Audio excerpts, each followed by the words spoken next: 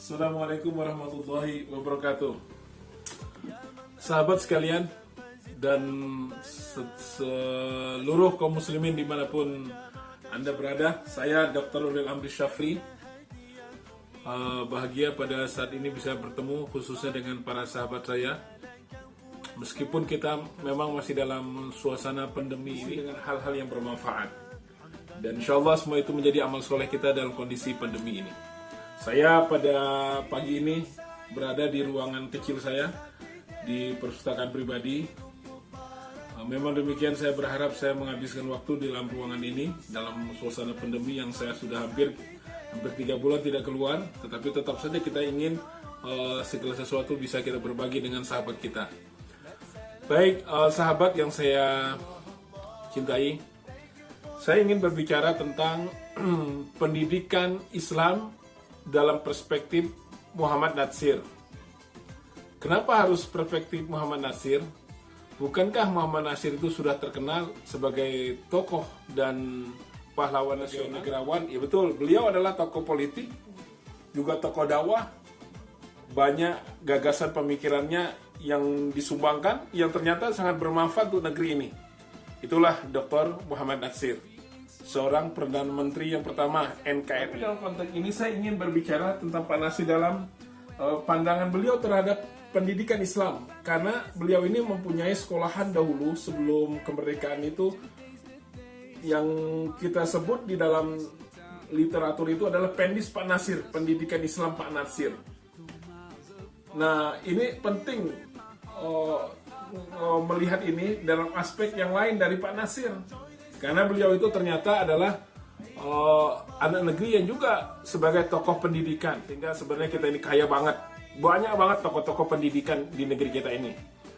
Maka kalau dunia pendidikan Islam Indonesia itu tidak boleh kehilangan tokoh, kehilangan semangat. Karena memang banyak tokoh. Tokoh kita misalkan Kiai Haji Ahmad Dahlan, Kiai Hasyim Asy'ari. Beliau adalah tokoh-tokoh pendidikan. Lembaga pendidikannya beranak pinak sampai sekarang. Begitu juga tokoh yang lain, misalkan Kiai Abdul Wahid Hasyim yang berada di Jawa Timur. Pondok beliau adalah Tebu Ireng. Beliau adalah kiai yang punya karismatik di lingkungan saudara kita, di lingkungan kita Nahdlatul Ulama. Beliau dalam catatan saya adalah memiliki sebuah pemikiran gagasan yang luar biasa ketika mengembangkan pendidikan di Tebu Ireng ketika itu. Baik, nanti kita bahas tentang ini. Tapi singkat kata, saya ingin mengatakan, banyak ulama kita, tokoh kita, perintis organisasi besar-besar di Indonesia ini, adalah beliau itu semua. Mudah-mudahan Allah memuliakan beliau adalah tokoh pendidikan. Tokoh yang telah banyak memberikan kontribusi terhadap anak negeri ini. Mudah-mudahan kita sebagai generasi berikutnya bisa menghormati, menghargai sebuah karya-karya besar beliau itu. Amin. Fokus ya Allah. Sedikit sekarang bicara tentang pendidikan Islam Pak Natsir, Pendis Pak Natsir. Dalam ruang yang singkat ini saya ingin berbicara khusus tentang proses pendidikan yang dilakukan Pak Natsir. Atau dalam ilmu pendidikan itu kita sering menyebutnya metode pengajarannya atau metode pendidikannya. Meskipun tadi yang kita sebut, kadang-kadang kita harus berbicara tujuan pendidikan, kurikulum pendidikan, metode proses pendidikan, dan evaluasi pendidikan. Nah, dalam konteks ini saya ingin hanya berbicara tentang domain, proses atau metode pendidikan yang ada di Pendis tersebut. Karena bagaimanapun kalau kita berbicara pendidikan, itu memang banyak variabelnya. Tetapi yang paling menarik itu adalah ketika kita berbicara, membaca, melihat tentang bagaimana proses pendidikan itu dilakukan.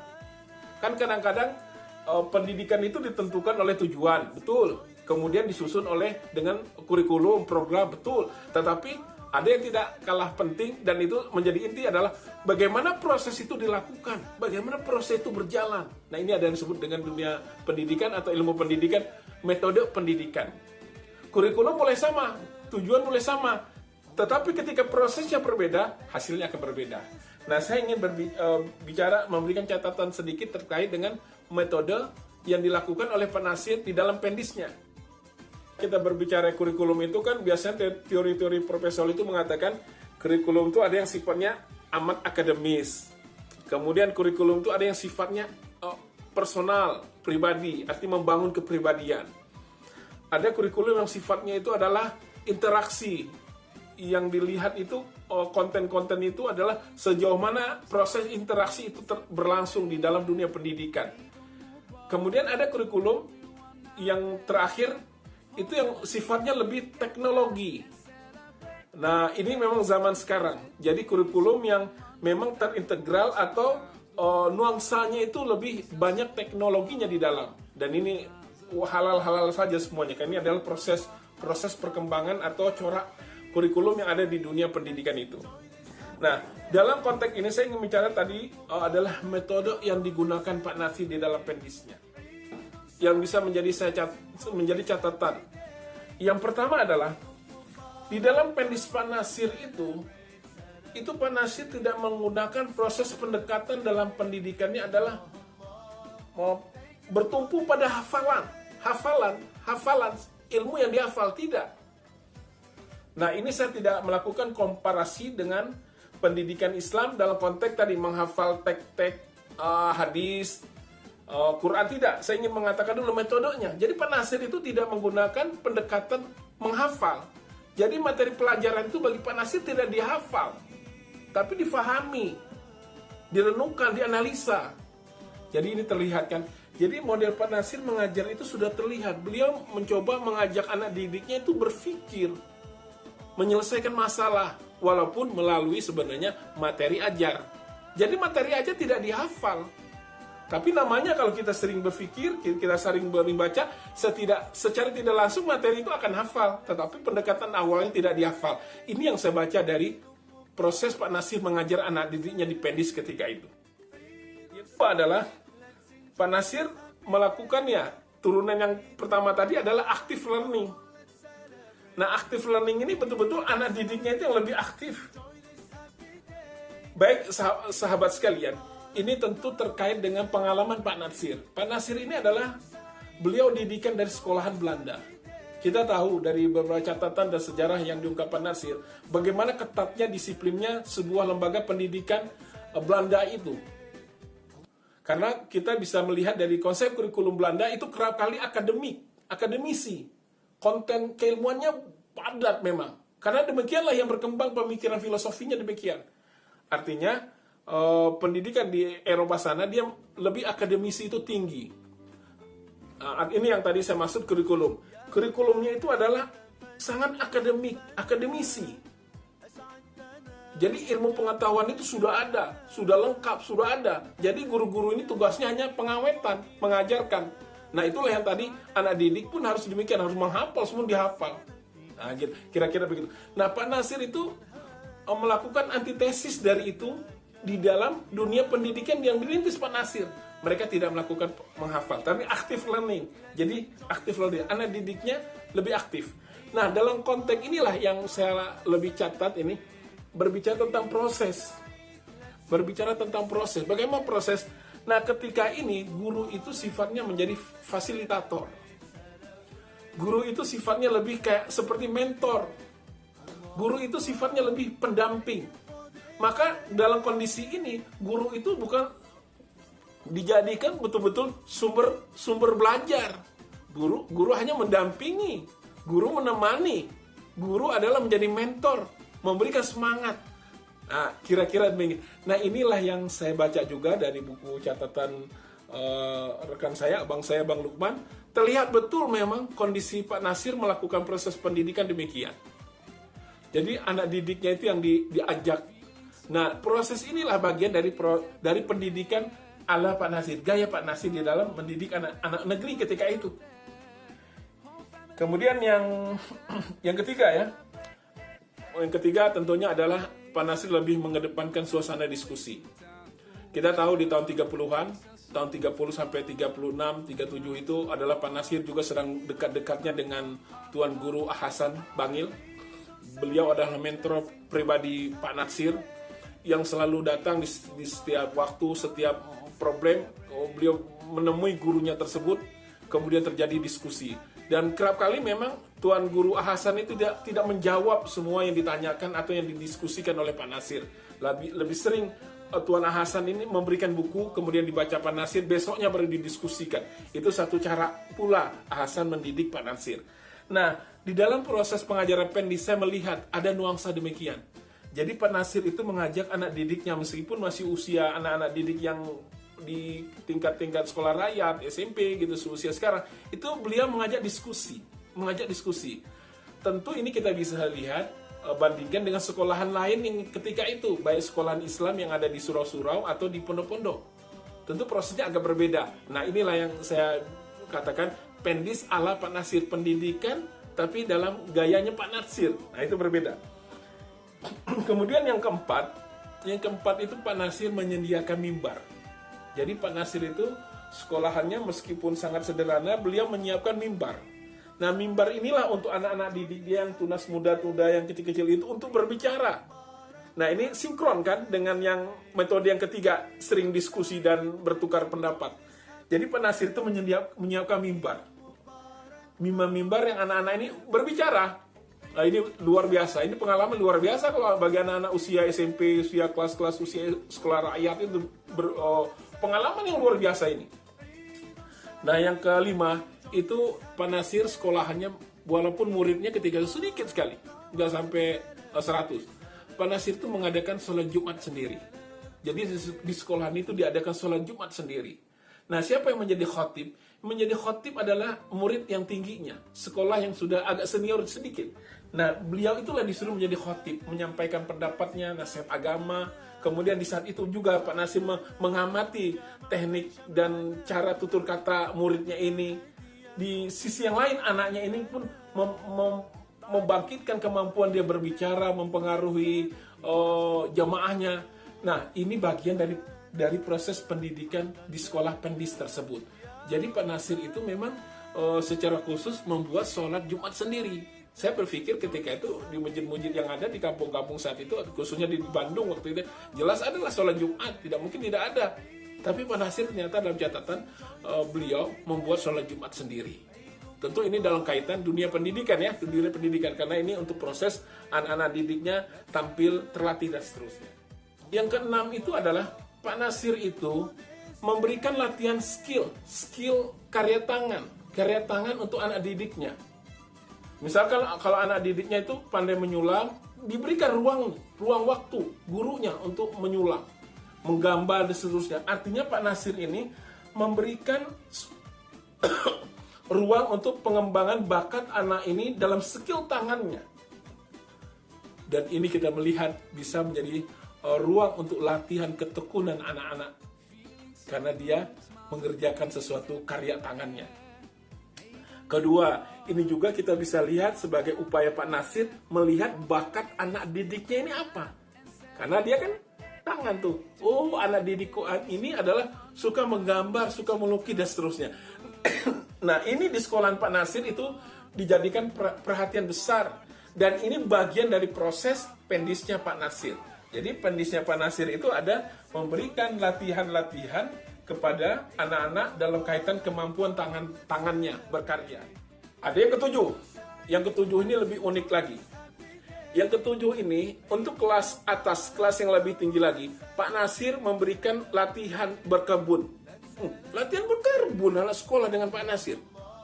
Dan itu tidak 2-3 hari atau seminggu, tidak. Itu terlihat sekitar 6 bulan. Jadi anak-anak itu diberi latihan berkebun 6 bulan. Tentu ini udah kelas-kelas atas ya, mungkin usia kita itu mungkin usia SMA. Diberi latihan berkebun. Nah, yang menarik lagi adalah Pak Nasir itu memberikan tugas kepada anak didiknya, disuruh mengamati.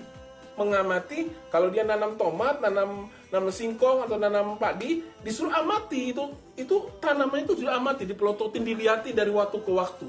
Ini ternyata Masya Allah Pak Nasir ini ternyata menjadi sebuah proses pendidikan yang dikembangkan dalam pikiran Pak Nasir.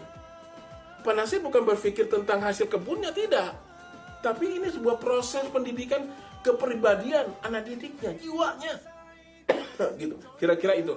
Nah, ini yang berapa tadi? Ketujuh ya. Nah, dari aspek ketujuh ini kan kita bisa melihat Pak Nasir itu sedang melatih apa? Kepekaan sosial anaknya dengan suka mengamati, terbiasa mengamati, kemudian memperhatikan kekurangan airkah ini pohonnya dan seterusnya. Ini kan anak-anak ini terlatih untuk mengamati. Di waktu yang bersama, anak-anak ini berpikir bagaimana memberikan solusi dari problem yang dihadapi oleh tanamannya dan sebagainya. Ini kan pendidikan, ini pendidikan kepribadian luar biasa. Sekaligus ini menjadi kelak, bisa jadi ini menjadi life skill, skill kehidupan, kemandirian. Nah, dalam konteks yang nomor 7 ini, latihan berkebun, bersawah, ini lebih sering saya amati dan saya baca ketika Pak Nasir ini berbicara tentang penyiapan para kader atau mubaligh. Beliau ada di dalam satu pidatonya di satu pesantren, kalau tidak salah di Cirebon ya, berbicara tentang ini, tentang bercocok tanam ini. Nah ini kan luar biasa. Nah ini bisa kita lihat pemikiran Pak Nasir ini di Darul Falah ya, di satu pondok di Bogor, itu di Darul Falah. Memang itu adalah lahan 24 hektar yang memang ketika Pak Nasir tinggal di situ, beliau mengembangkan hal yang semacam ini, bercocok tanam, bekerja sama dengan beberapa aktivis mahasiswa. Ketika itu Pak Nasir melakukan itu. Ini saya meyakini ini gagasan Pak Nasir yang sangat spesial. Artinya pendidikan bagi Pak Nasir itu ternyata bukan sekedar ilmu pengetahuan tentunya, tetapi juga ada kemampuan hidup, berkarya, berinteraksi dengan alam, mengamati dan seterusnya. Baik. Yang ke-8 ya, yang ke-8 itu adalah Pak Nasir selalu menghadirkan di pendis beliau adalah hari-hari seni. Saya menyebutnya hari seni sajalah, atau hari festival. Yang jelas pada saat itu Pak Nasir memberikan ruang untuk anak-anak didiknya melakukan pameran hasil karya tangan tadi, kemudian juga menampilkan kemampuan anak-anak tadi, seninya, misalkan membaca puisi atau memain alat musik dan seterusnya. Itu Pak Nasir lakukan, bagian dari proses pendidikan. Nah kemudian Pak Nasir itu mengundang orang tua anak didik. Nah disitulah terjadi komunikasi di antara orang tua dan juga komunikasi informasi dari guru kepada orang tua tentang anaknya. Ini karya si fulan, ini kemampuannya, ini keindahan, luar biasa. Ini adalah bagian dari proses pendidikan yang ada dalam pikiran Pak Nasir. Luar biasa ini. Ya, yang terakhir yang saya ingin sebutkan juga adalah Pak Nasir itu memberikan ruang seni dalam seni musik. Seni musik. Bahkan dalam catatan yang saya sempat baca, Pak Nasir itu juga bahkan beliau mengajarkan main piano. Nah, saya berpikir gagasan Pak Nasir ini sangat universal. Gagasan beliau tentang pendidikan ini ada nilainya, nilai agamisnya ada, tetapi pemikiran Pak Nasir tentang pendidikan ini juga ada nilai seninya. Yang terakhir tadi seni, karena bagaimanapun yang dididik di dalam dunia pendidikan itu adalah manusia yang mempunyai rasa. Jadi seni ini kadang-kadang bisa memperbaiki rasa kita, memperindah rasa kita, membuat lembut rasa kita. Nah kira-kira demikianlah pemikiran Pak Nasir yang saya katakan dalam aspek proses atau metode pengajarannya yang ada di pendis. Nanti kita akan berbicara pada aspek tujuannya, pada aspek konstruksi kurikulumnya. Tapi ini 9 angka tadi yang menjelaskan tentang proses pendidikan yang dikelola oleh Pak Nasir, kira-kira saya berharap bisa bermanfaat. Nah pertanyaannya, kalau ada pertanyaannya, kira-kira sekolahan mana? Sekolahan yang mana? Sekolahan yang model apa yang saat ini mirip dengan gagasan Pak Nasir? Kita bisa menjawab sudah. Tapi baru sekedar mirip, tidak utuh seperti pemikiran Pak Nasir. Nah mudah-mudahan pendidikan Islam, proses membangun pendidikan lebih berkualitas di negeri kita ini makin hari semakin berkualitas dan semakin memperlihatkan kekhasan jati diri kita, anak Indonesia, putra Indonesia, dan kekhasan kita sebagai Muslim Indonesia. Kalau kita membuat sebuah lembaga pendidikan baru, lembaga ini SMP, SMA, misalkan yang baru swasta, itu kalau tidak ada kekhasannya buat apa? Mendingan kita memperkuat lembaga pendidikan swasta yang sudah ada. Meskipun sudah lembaga pendidikan swasta, maka perlu pendidikan itu ada kekhasannya. Nah dari sini saya melihat itu banyak yang dimiliki oleh Pak Nasir gagasan beliau tentang khasnya pendidikan Pendis model Pak Nasir. Mudah-mudahan bermanfaat. Baik, sahabat sekalian, saya akan menambahkan sedikit penjelasan. Kalau tadi kita sudah berbicara tentang Pendisnya Pak Nasir dengan berbagai kekhasannya, saya ingin menyebutkan ada satu buku ditulis oleh penulis Muslim tentang pendidikan. Kita ambil bukunya ya, sebentar. Kita ambil bukunya.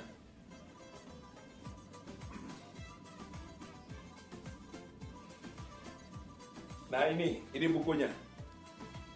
Buku Usul Tarbiyah Islamiyah. Usulu At-Tarbiyah Al-Islamiyah. Buku ini ditulis oleh Abdurrahman Nahlawi. Buku ini memang kerap kali, dan ini kalau di dunia pendidikan Islam, di kampus-kampus pendidikan Islam, buku ini sudah diajarkan. Nah, di salah satu halamannya, penulis ini menyebutkan anasir pendidikan Islam, unsur-unsur pendidikan Islam. Unsur-unsur yang memungkinkan hal itu disebut sebagai pendidikan Islam. Ada 4 kata beliau. Yang ingin saya sebutkan hanya 2. Dan ini 2 ini yang sering saya jadikan materi di dalam perkuliahan saya di kampus pendidikan di Bogor ya. Nah, yang pertama adalah pendidikan Islam itu adalah ada aspek muhafadzah alal fitrah. Yang kedua ada aspek tanmiyatu alal mawahib. Nah, 2 aspek inilah saya perhatikan ada di dalam alam pikiran Pak Nasir. Nah, ini yang menarik. Ini yang menarik. Saya seringkali kalau kita melihat dunia pendidikan, khususnya dunia lembaga pendidikan Islam, itu kerap kali kita melihatnya pada aspek yang pertama, muhafadzah alal fitrah. Jadi sekolahan itu berorientasi menjaga fitrah manusianya. Jadi manusianya jadi manusia soleh gitu ya. Soleh dalam pengertian fitrahnya, kejiwaannya. Oh, pondok-pondok demikian sudah. Makanya kita kerap kali menyebut santri itu baik-baik, alhamdulillah. Nah, muhafadzah ala fitrah. Nah, pada tulisan Abdurrahman Nahlawi ini, beliau menyebutkan ada aspek tanmiyatu alal mawahib. Itulah aspek yang harus ada di dalam pendidikan Islam. Apa itu tanmiyatu alal mawahib? Memberikan ruang kepada anak didik itu untuk mengembangkan bakatnya, mengembangkan potensinya. Jadi setiap lembaga pendidikan dalam perspektif Islam itu harus memberi ruang anak-anak ini berkembang bakatnya, berkembang potensinya. Nah, disinilah pertanyaannya. Apakah setiap anak memiliki potensi yang berbeda? Atau dengan pertanyaan lain, apakah potensi anak didik itu selalu sama? Silakan dijawab.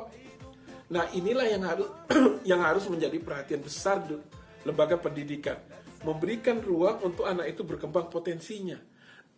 Di sini yang saya menarik, Pak Nasir itu betul-betul tidak saja ada di dalam alam pikiran beliau, tapi beliau sudah melaksanakan proses pendidikan yang Pak Nasir itu betul-betul memberikan anak-anak itu ruang untuk berkembang potensinya.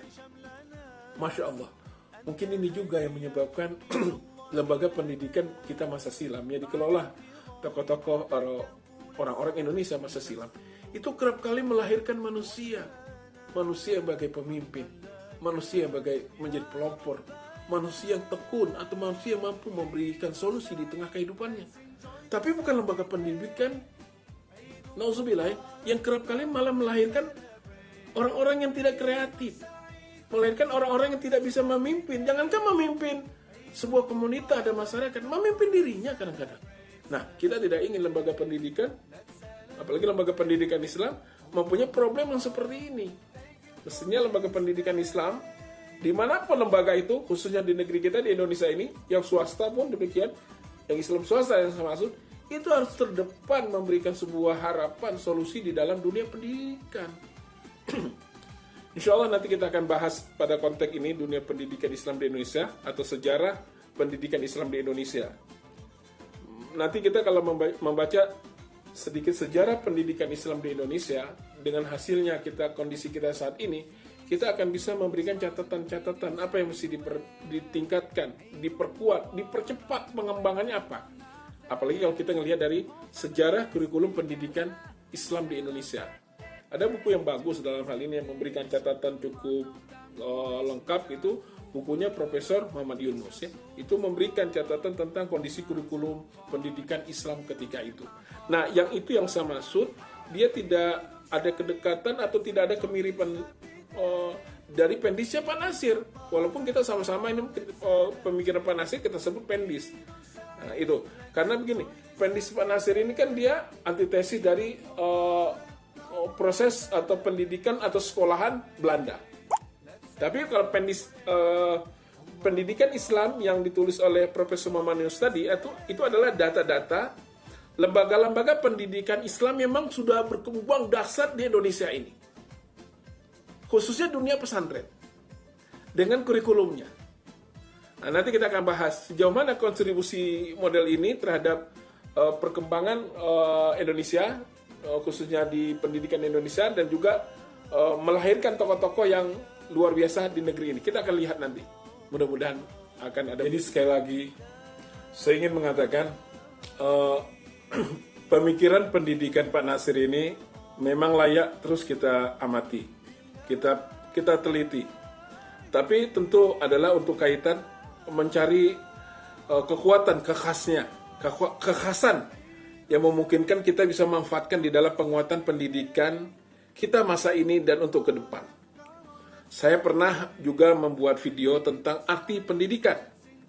Bahwasanya pendidikan itu tidak bisa didefinisikan seperti definisi-definisi pendidikan yang ada di buku-buku. Tidak sederhana itu, saya katakan demikian di dalam satu video. Nah, saya betul-betul melihat Pendis Pak Nasir ini sepertinya beliau pun melihat pendidikan dalam aspek seperti tadi. Pendidikan tidak bisa didefinisikan. Artinya ketika kita melakukan definisi itu kan memberikan batasan. Nah, ternyata yang dilakukan Pak Nasir tidak demikian. Kalau pendidikan yang ada di buku-buku yang didefinisikan itu cocok memang untuk menerjemahkan sekolahan yang ada, yang kita alumni dari sekolahan itu masing-masing. Tapi ketika berbicara pendidikan itu lebih luas. Pendidikan itu lebih luas dibanding yang ada di dalam pikiran kita sekalipun. Itulah pendidikan. Nah, Pak Nasir ini saya lihat ada di situ. Beliau ada nuansa itunya. Ini yang menarik. Mudah-mudahan ini bisa kita manfaatkan. Saya pernah membuat sekolahan lab school ya, sebuah lab. Saya beri nama Muslim Cendekia Madani. Dan pelajarnya sudah sekarang tuh 5 orang sudah sampai kuliah di Mesir. Dan ini dalam waktu yang cukup cepat. Kita siapkan anak didik ini 2 tahun dalam tingkat SMA. Memang targetnya itu dia kuliah ke Mesir. Dan alhamdulillah sekarang 5 orang sudah di Al-Azhar. Nah, saya ingin katakan adalah proses memang yang di dalam sekolahan yang saya buat sebagai lab tadi itu, memang prosesnya saya sebagai guru dan beberapa kawan juga menjadi guru di situ, kita tidak menjadi guru seperti dalam deskripsi guru yang ada.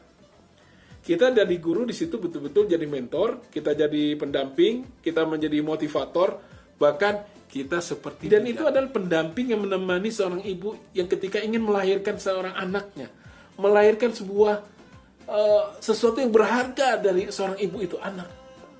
Nah, di dalam dunia pendidikan saya ingin memahami begini, bidan. Kita seperti bidan. Kita mendamping anak didik kita yang mungkin anak didik kita ini ada gagasannya, ada idenya, ada kreatifnya. Itu yang kita pancing keluar. Nah, pendampingan proses pendidikan macam inilah yang sangat spesial. Jadi pendekatan kita terhadap anak didik kita memang kerap kali agak personal, agak pribadi memang. Karena kita didik bukan sekedar ilmu pengetahuan yang kita isi, tetapi adalah anak didik ini kita isi secara utuh. Nah, itu sepertinya ada saya lihat di dalam gagasan Pendisnya Pak Nasir. Maka saya agak tertarik dan berbagi dengan rekan sekalian. Mudah-mudahan semua ini bermanfaat. Wallahu a'lam bishawab. Assalamualaikum warahmatullahi wabarakatuh.